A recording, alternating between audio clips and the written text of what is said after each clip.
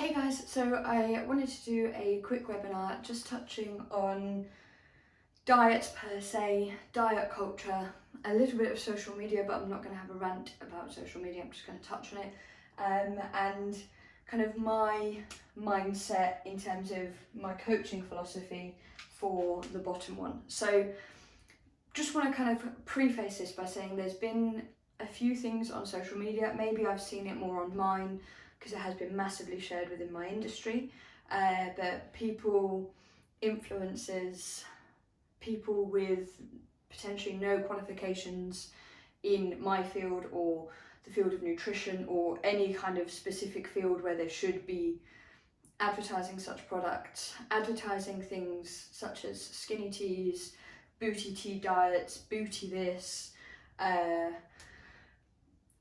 ketone this, that and the other, and it kind of blew up a little bit this week, and it's been in the back of my mind that I thought, I wonder if my guys have any questions or any thoughts on diets and diet culture and how it really works. And I'd like to think that for the most part you've got an idea now of understanding calories and kind of what we need to do in order to drop body fat. We need to make sure our energy balance over time is weighing in the favour of burning more energy than we are bringing into our body.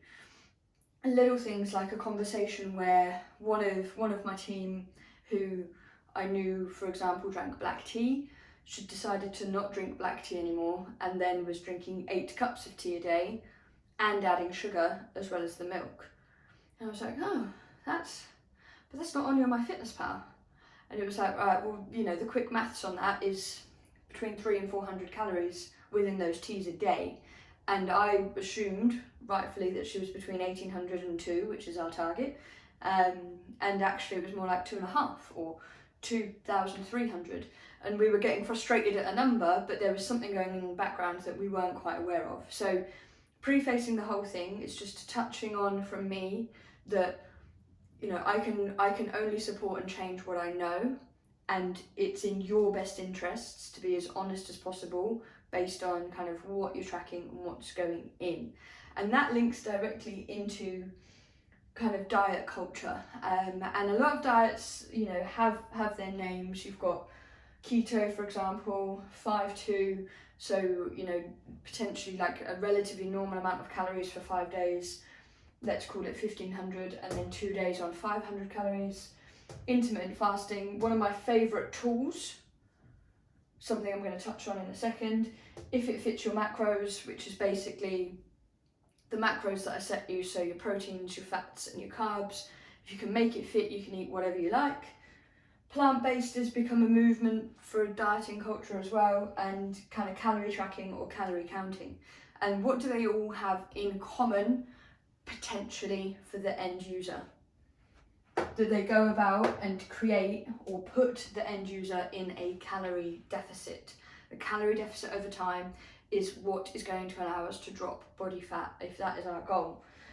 Important words there are over time, and it's the end user. So somebody may choose to elicit a keto style of dieting, and I personally wouldn't recommend it for 99.9% of the people that I work with, purely because it's very restrictive, incredibly restrictive, and, you know, it's great for people perhaps suffering with epilepsy. Studies have shown that, but from kind of a normal day-to-day life, you're pretty much removing, you know, any opportunity for alcohol, chocolates, crisps, but also any form of carbohydrate. For the most part, you're looking at less than 50 grams of carbs per day, and really you could even go less than that. Can lead to kind of a change in odour for your breath, but also your sweat and things like that. Now, it's incredibly restrictive, but if you today went, oh, Beth lets me eat 150 grams of carbs, right, I'll just go down to below 50, and you stuck at that for a week, chances are on the scales you'd see them go straight down. But a lot of that will be water, which we know now, 1 part carb, 3 to 4 parts water. So you'll drop a bunch of water weight, but you'll also drop a bunch of energy, have brain fog, and not feel overly brilliant, because the main source of energy for our brain is carbohydrate, okay? And we need carbohydrates to fuel effective training. Keto done badly is a horrendous diet to be on, absolutely horrendous. Bearing in mind I'm coming from my own point of view, but also my experience within the industry. 5-2, high for 5 days, or average 2 low days. Again, it's those low days, if you're sticking to them, we're trying to elicit that. If you're removing carbs, chances are we're going to elicit that. If you're intermittent fasting, which is something that I utilise a lot in the working weeks, I'll just have black coffee in the morning, and then I'll have all of my calories from lunchtime until the evening. At the moment, I'm having all of my calories that keeps me at maintenance, so I'm not looking to drop body fat with it. So I'm not looking to use it for this, I'm using it for structure and for the fact that I like eating more later on in the day. If you're somebody that likes eating more later on the day, you can break your fast, which is breakfast, at any point in the day. So you can just move the breaking of your fast to lunchtime, as long as you've got the right kind of meal set out and you're still ticking your protein targets. Intermittent fasting could work for you. The way that you can make it work for a calorie deficit is if you're, for want of a better term, skipping breakfast and you're not replacing those calories within the day, chances are you're going to then be bringing in less calories across the day, and over time, again, calorie deficit. Same to a point for if it fits your macros. If you set your macros for 99.9% of the population, 1400 calories would put most people into a deficit. So if you were fitting your macros to 1400 calories, you'd be eliciting calorie deficit. Plant-based, I didn't want to put veganism in there because I think veganism is more important and is more of a culture and a way of life than simply referring back to this number.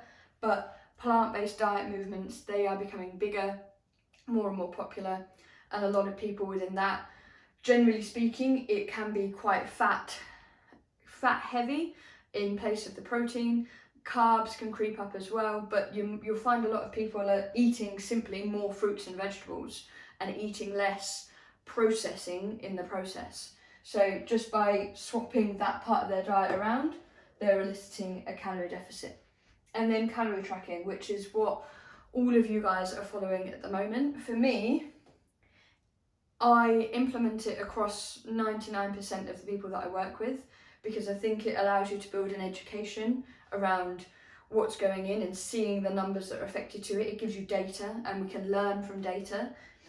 It gives you an accountability tool on top using things like MyFitnessPal, and then it gives you a feel for, what an 1800 calorie day looks like, what a 1600 calorie day looks like, what calories are in the double frappuccino thing that you got from Costa. You put that in and you think, geez, that's a full meal.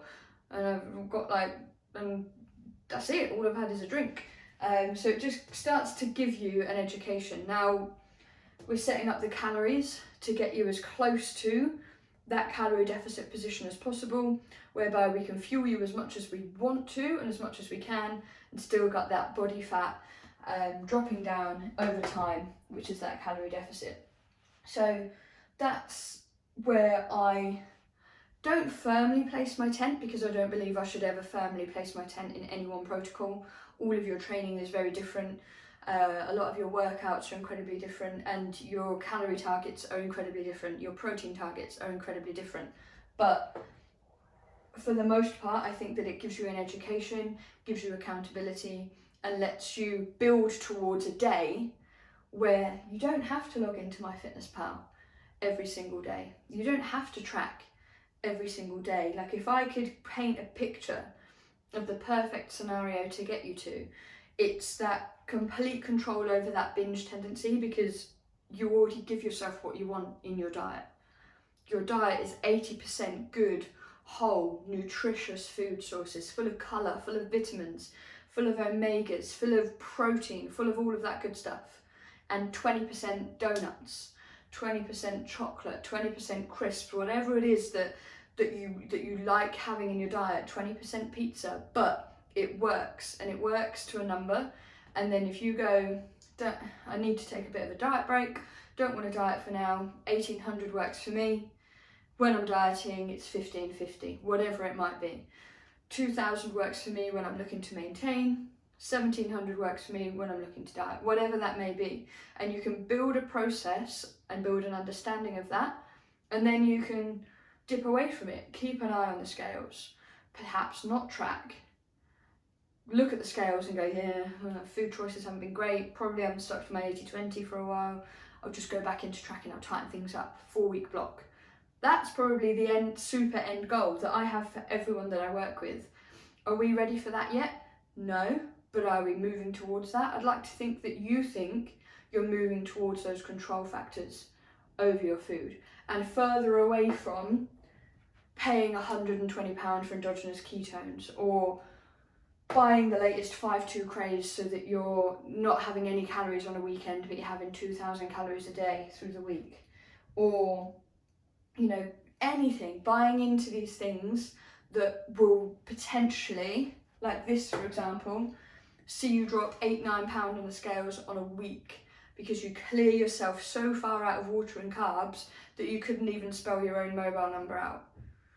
These are the kind of things that can happen, but because potentially we can be so scale focused and the marketing on them is so clever, and that delayed gratification process that we used to have doesn't really exist anymore.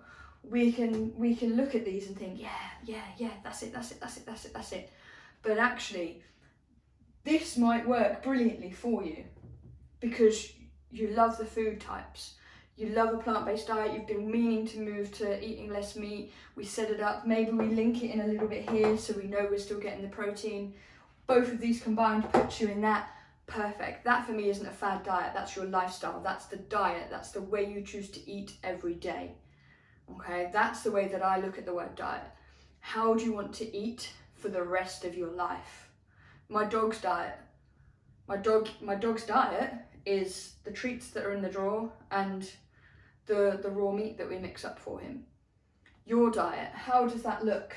And it's about making sure that it isn't necessarily attached to any one label, but it's based off of the things that you like out of diet culture that work for you and that you can see yourself doing consistently without potentially feeling like you need to binge or anything like that for the rest of your life, that ultimately works you towards your goals, whether that is fat loss, muscle gain, strength building, whatever it may be.